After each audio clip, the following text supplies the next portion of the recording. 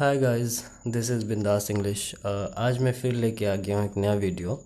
आज मैं आपको बताऊँगा what is self introduction and how many rules of self introduction. आप कहीं भी जाते हो तो आपका सेल्फ इंट्रोडक्शन पूछा जाता है, यानी खुद का परिचय।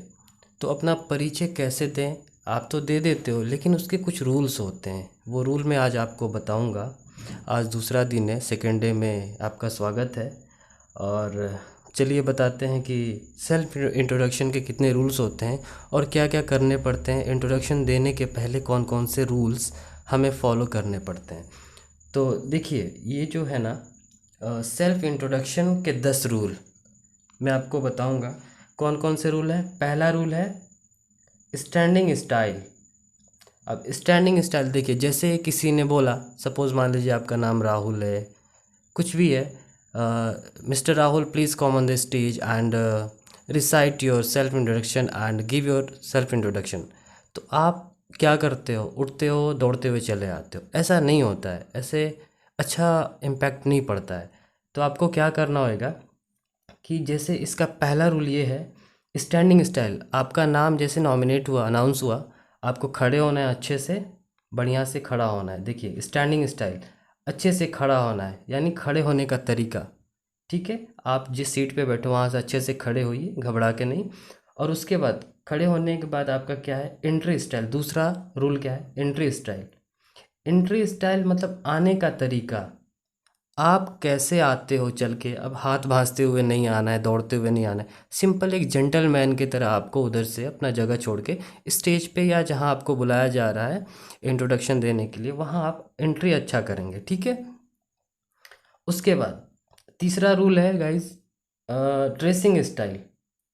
देखिए ड्रेसिंग स्टाइल, आपका कपड़ा पहनने का तरीका अच्छा होना चाहिए। अब देखिए, कपड़ा सबके पास तो बहुत अच्छे कपड़े तो होते नहीं हैं। किसी के पास पुराना भी होएगा, किसी के पास नया भी होएगा। लेकिन कपड़ा पुराना ही हो, लेकिन पहनने का तरीका अच्छा होना चाहिए। आप ड्रेसिंग स्टाइल अपना अच्छा करके आइए। कभी कभी यूँ होता है कि हम बैठे रहते हैं, शर्ट इधर उधर चला जाता है, पैंट इधर उधर चला जाता है, तो उसको हमें सही करना होता है। तो ड्रेसिंग स्टाइल आपका सही होना चाहिए, ताकि देखने वाले भी अट्रैक्ट हो, भले कपड़ा पुराना ही क्यों ना हो, पहनने का तरीका सही होना चाहिए। अब आता है चौथा रूल। चौथा रूल क्या है? Body language. ये बहुत काम का चीज़ है।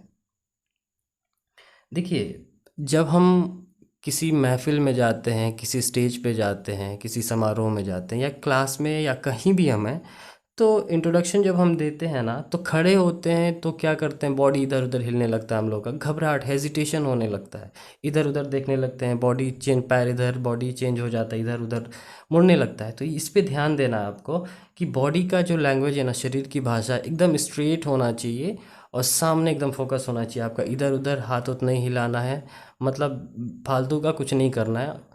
और अपने बॉडी पे ध्यान देना है कि मेरा बॉडी सही है कि नहीं, टेढ़ा मेढ़ा नहीं खड़ा होना है, कमर पे हाथ रख के नहीं खड़ा होना है। सिंपल हाथ आगे रहेगा और सिंपल पंच बंद रहेगा एक हाथ में, और खड़े होना है सबके सामने। और आता है पांचवा रूल। पांचवा रूल क्या है गाइज? Self confidence. अब देखिए, सेल्फ कॉन्फिडेंस बहुत इंपॉर्टेंट चीज़ है। खुद पर आत्मविश्वास होना चाहिए। आप हज़ारों लोग के सामने हो, या क्लास में कुछ बच्चों के सामने, अपने टीचर के सामने, या स्टेज पे कहीं भी आप खड़े हो, तो खुद पे इतना आत्मविश्वास रखो ना। भले अंदर डर हो, लेकिन देखने वाले कहें कि वाकई बंदे के अंदर कॉन्फिडेंस था, बोल के क्या, घबराना नहीं है वहाँ पे। ये ज़रूरी होता है, सेल्फ कॉन्फिडेंस रहेगा ना। और मैं आपको बात बता दूं, जब भी कोई इंट्रोडक्शन देने आता है स्टेज पे या किसी क्लास में कहीं भी, तो हेजिटेशन होता है, पैर कांपने लगता है, लेकिन उस पर फोकस ना करके आपको अपने कॉन्फिडेंस लेवल को देखना है। घबराना नहीं है, एकदम आराम से अपना सेल्फ कॉन्फिडेंस बढ़ाते हुए, दिखाते हुए अपना इंट्रोडक्शन दे देना है। अब आते हैं छठवां रूल। अब इसका जो था सेल्फ इंट्रोडक्शन का हिंदी था आत्मविश्वास, खुद पर आत्मविश्वास। देखिए अब आता है छठवां, आई कांटेक्ट। आई कांटेक्ट मतलब देखने का तरीका। हम जब इंट्रोडक्शन देते हैं स्टेज पे या क्लास में, तो हम इधर उधर देखने लगते हैं। इतना घबराहट होता है, हेजिटेशन होता है कि इधर उधर में हम लोग की आंखें जाने लगती हैं। कभी लेफ़्ट देखते हैं, कभी राइट देखते हैं, कभी आसमान में देखते हैं, कभी ऊपर देखते हैं, दीवार पे देखते हैं। ऐसा नहीं होना चाहिए गाइज। आपको सिंपल आई कांटेक्ट सामने की नज़र पे होना चाहिए। वो कहते हैं ना, नज़र से नज़र मिली तो बात बनी।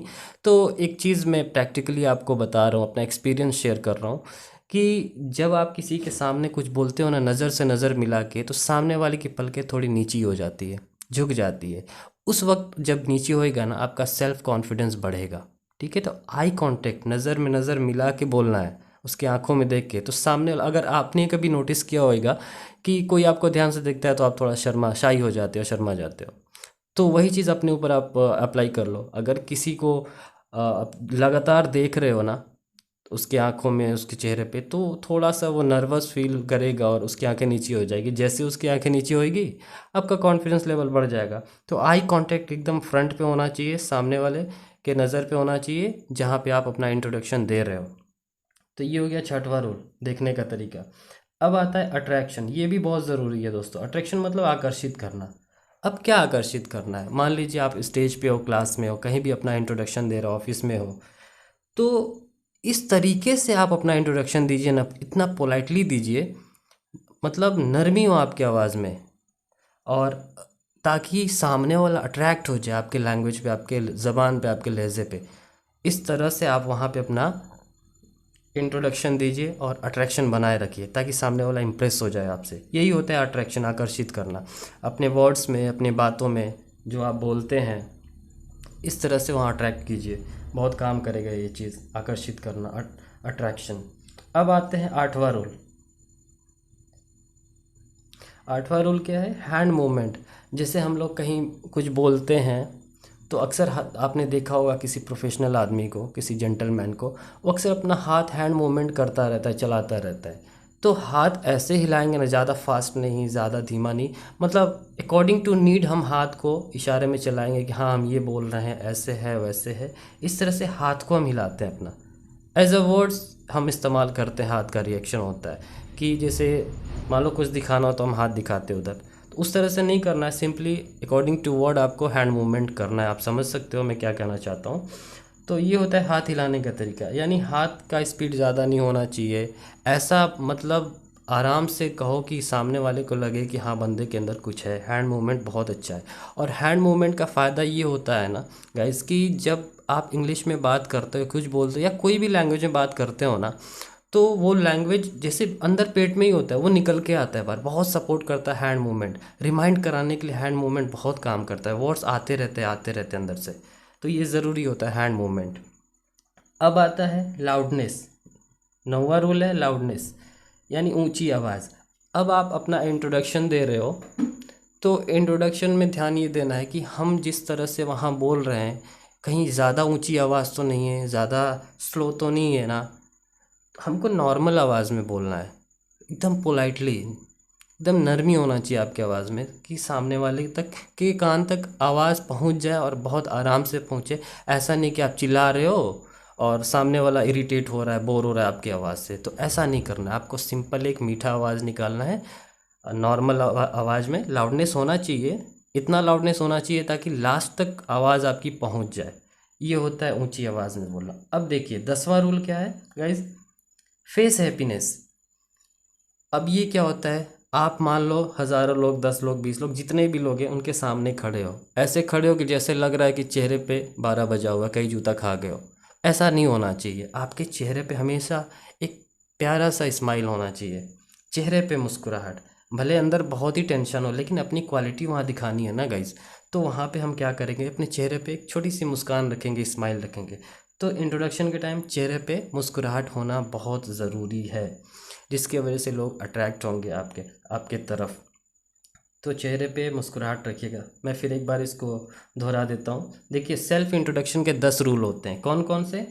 स्टैंडिंग स्टाइल, खड़े होने का तरीका। एंट्री स्टाइल, आने का तरीका। ड्रेसिंग स्टाइल, कपड़ा पहनने का तरीका। बॉडी लैंग्वेज, शरीर का भाषा। सेल्फ कॉन्फिडेंस, आत्मविश्वास खुद पर। आई कांटेक्ट, देखने का तरीका। अट्रैक्शन, आकर्षित करना। हैंड मूवमेंट, हाथ हिलाने का तरीका। लाउडनेस, ऊंची आवाज़। फेस हैप्पीनेस, चेहरे पे मुस्कुराहट। तो ये 10 रूल गाइस आप फॉलो कीजिएगा, और मैं उम्मीद करता हूँ कि आपका इंट्रोडक्शन बहुत अच्छा जाएगा। ये 10 रूल आपने फॉलो कर दिया ना, तो कोई माई का लाल आपको रोक नहीं पाएगा एक अच्छा इंप्रेशन जमाने में, जहाँ पे आप अपना इंट्रोडक्शन आप दे रहे हो। तो आज के लिए बस इतना ही गाइज़। कल मैं आपको सेल्फ इंट्रोडक्शन बताऊंगा, कैसे सेल्फ इंट्रोडक्शन देते हैं। आज तो मैंने रूल बता दिया, वो इंट्रोडक्शन देने के पहले ये रूल आपको बोलना नहीं, अपने दिमाग में रखना है कि हाँ ये रूल्स हमको फॉलो करना है, ये करेंगे तो मेरा सेल्फ इंट्रोडक्शन बहुत ही अच्छा जाएगा और बहुत लाइक मिलेगा। तो कल मैं आपको बताऊंगा सेल्फ इंट्रोडक्शन कैसे देते हैं, और मैं लिखवाऊंगा भी। इसको आप नोट कर लीजिएगा अपने नोटबुक में, जो आपने नोटबुक बनाया है। आज दूसरा दिन है, तो पहले आपका चला मॉडल्स क्या था, क्या होता है मॉडल, कन्वर्टिंग पावर क्या होता है, मीनिंग पावर क्या होता है, कौन कौन से रूल उसमें होते हैं। दूसरा दिन में आपने सीखा सेल्फ इंट्रोडक्शन के 10 रूल होते हैं।